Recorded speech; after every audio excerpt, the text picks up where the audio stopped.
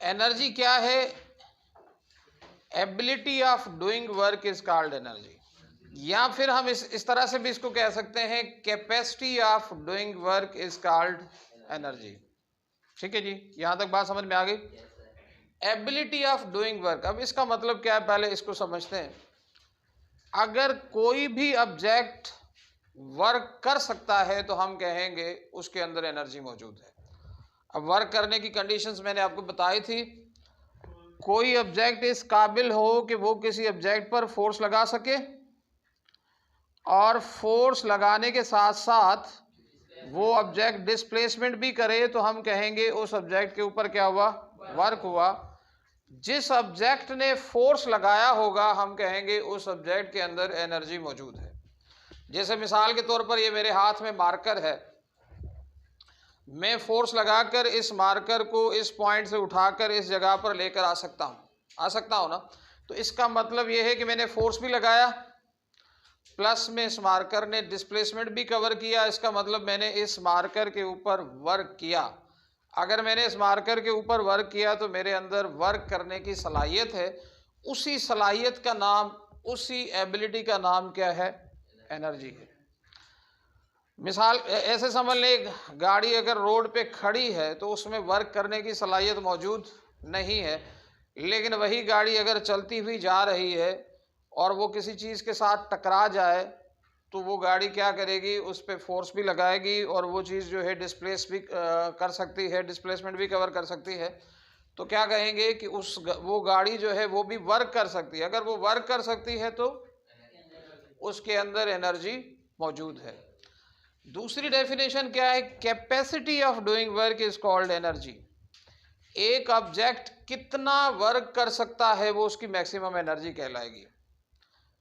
देखें, इस मार्कर को मूव कराना मेरे लिए आसान है, इस चेयर को अगर मैं यहाँ से मूव करा दूँ वो भी मेरे लिए आसान है। लेकिन अगर कोई भारी चीज़ है जिसको मैं मूव ना करा सकूं, इसका मतलब मेरे अंदर जो एनर्जी की लिमिट है वो क्या है? वो कम है। समझ में आ रही बात? तो एक ऑब्जेक्ट मैक्सिमम जितना वर्क कर सकता है वो क्या कहलाएगी? वो कहलाएगी उसकी कैपेसिटी ऑफ डूइंग वर्क, और उसी कैपेसिटी को भी हम एनर्जी का नाम देते हैं। अब समझते हैं एनर्जी और वर्क का आपस में रिलेशनशिप क्या है। Relationship between work and energy, ये पॉइंट,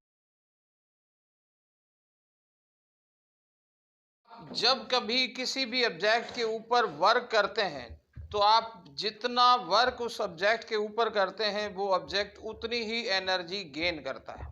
लॉजिक क्या है? Energy gained by an object is equal to work done on that object.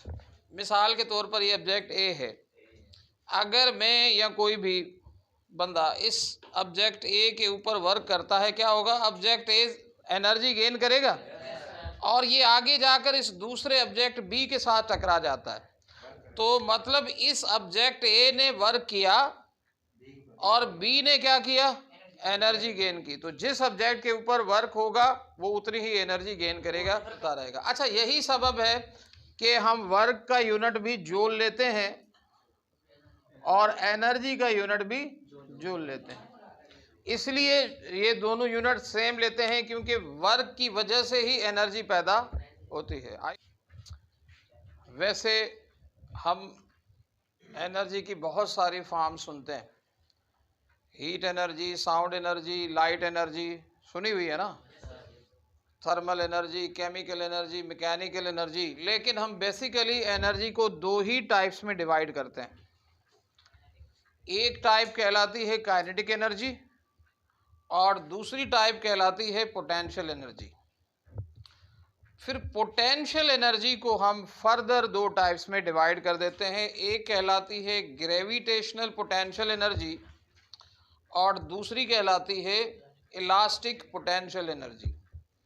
Symbols बड़े सिंपल है, नाम से ही आप समझ जाएंगे। काइनेटिक एनर्जी को के से लिख लेंगे, पोटेंशियल एनर्जी को पी से। वैसे जब पीई लिखा होता है ना तो इसका मतलब ग्रेविटेशनल पोटेंशियल एनर्जी ही होता है, लेकिन अगर आप उसको स्पेशली इलास्टिक पोटेंशियल एनर्जी का मफहूम देना चाहते हैं तो नीचे छोटा सा आप इलास्टिक का वर्ड लिख लेते हैं। अब वन बाय वन इसको समझने की कोशिश करते हैं कि ये किस तरह से।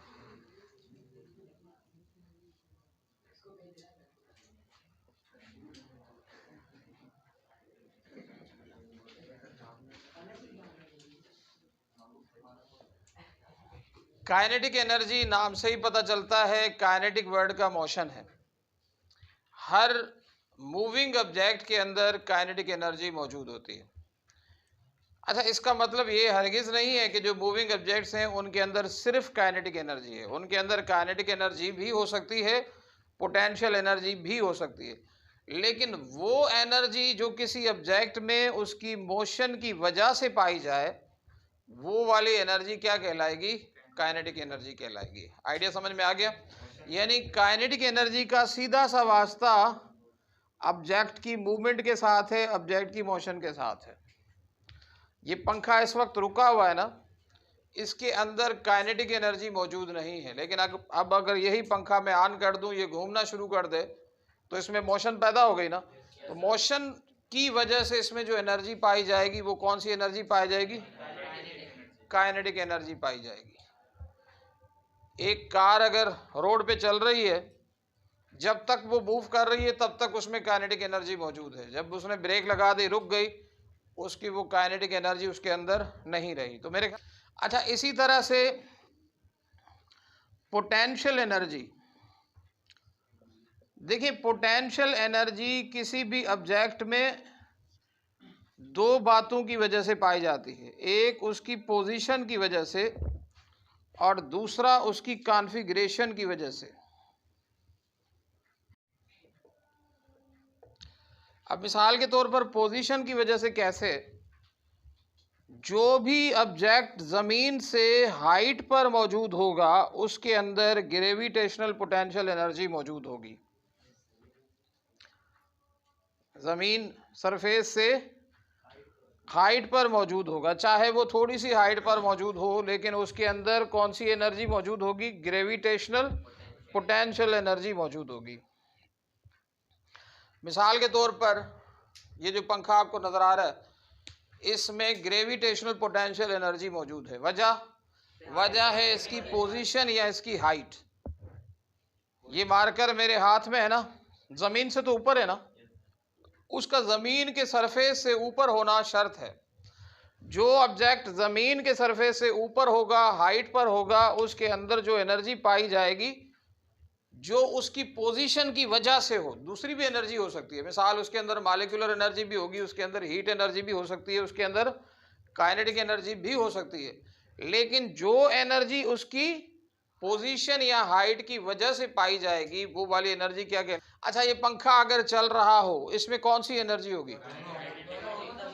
अच्छा, दोनों होगी। देखें, मैंने कहा था ना, एक ऑब्जेक्ट में एक से ज़्यादा एनर्जीज हो सकती हैं। पहली एनर्जी होगी इसकी मोशन की वजह से, वो कौन सी एनर्जी होगी? Kinetic energy.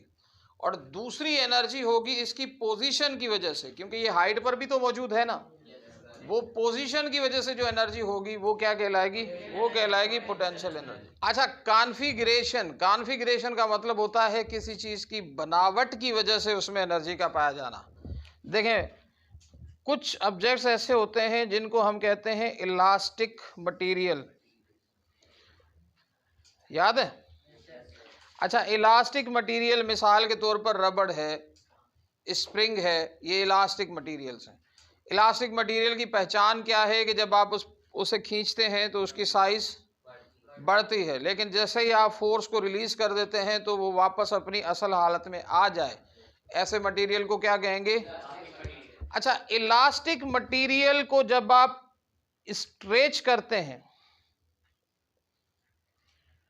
उस वक्त जो एनर्जी उसके अंदर पाई जाएगी वो कहलाएगी इलास्टिक पोटेंशियल एनर्जी। नहीं समझे?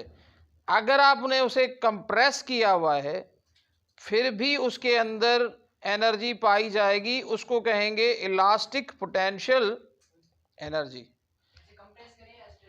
आपकी मर्जी। अब मिसाल के तौर पर ये रबड़ है, मैंने अपने हाथ पे रखा हुआ है बगैर किसी तरह का कोई फोर्स अप्लाई किए।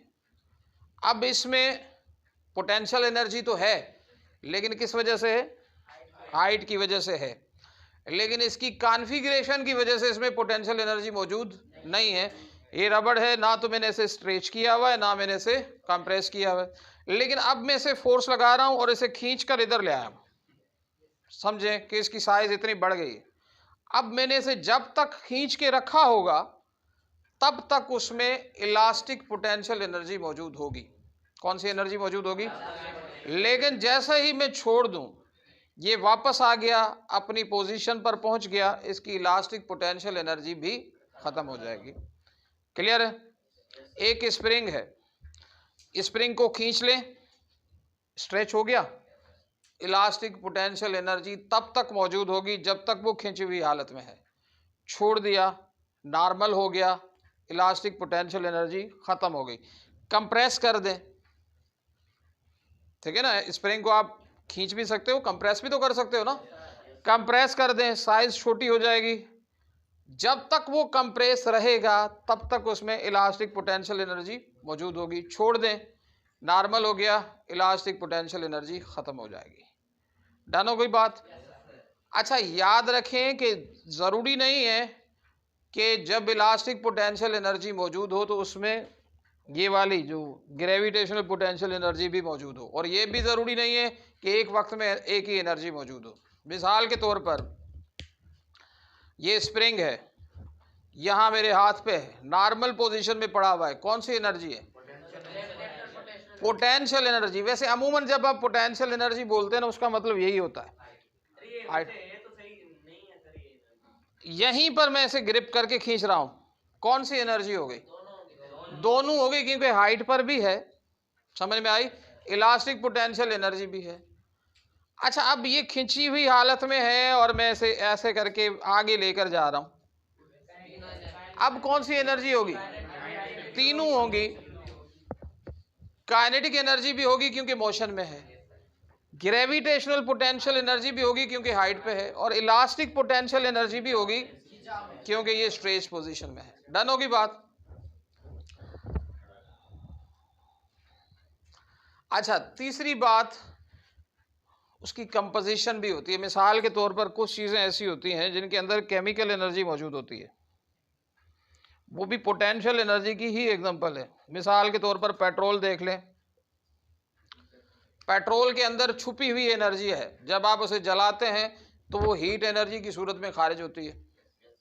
डीजल के अंदर, गैस के अंदर कौन सी एनर्जी मौजूद है? Chemical energy. जो एनर्जी किसी केमिकल मटेरियल के अंदर, किसी सब्सटेंस के अंदर छुपी हुई है और बाद में किसी तरह से पैदा होती है, हीट एनर्जी की सूरत में रिलीज होती है, वो कौन सी एनर्जी कहलाती है? एक लकड़ी है, उसमें भी केमिकल एनर्जी है। एक कागज़ का टुकड़ा ले लें, उसमें भी कौन सी एनर्जी है? Chemical energy. ये छुपी हुई एनर्जी भी ऑब्जेक्ट में उसकी कॉन्फ़िगरेशन की वजह से पाई जाती है, लिहाजा ये भी पोटेंशियल एनर्जी में ही शुमार होगी। जैसे मैंने कहा ना, एनर्जी की बहुत सारी टाइप्स हैं। अच्छा, लाइट एनर्जी है, लाइट, रोशनी, कौन सी एनर्जी है? पोटेंशियल है या काइनेटिक है? सिर्फ ये बता। काइनेटिक है क्योंकि वो मोशन में ट्रैवल करते हुए आती है। साउंड एनर्जी, वो भी काइनेटिक एनर्जी की टाइप होगी। अच्छा, मैकेनिकल एनर्जी पहले कौन सी होगी भरा? काइनेटिक एनर्जी में ही शुमार होगी। किस में शुमार होगी? अच्छा, केमिकल एनर्जी, ये पोटेंशियल एनर्जी में शुमार होगी क्योंकि ये उस सब्जेक्ट की कॉन्फ़िगरेशन की वजह से उसमें पाई जा रही है। किसकी वजह से पाई जा रही है? तो आई होप कि आपको ये दो टाइप्स अच्छे तरीके से समझ में आ गए होंगे।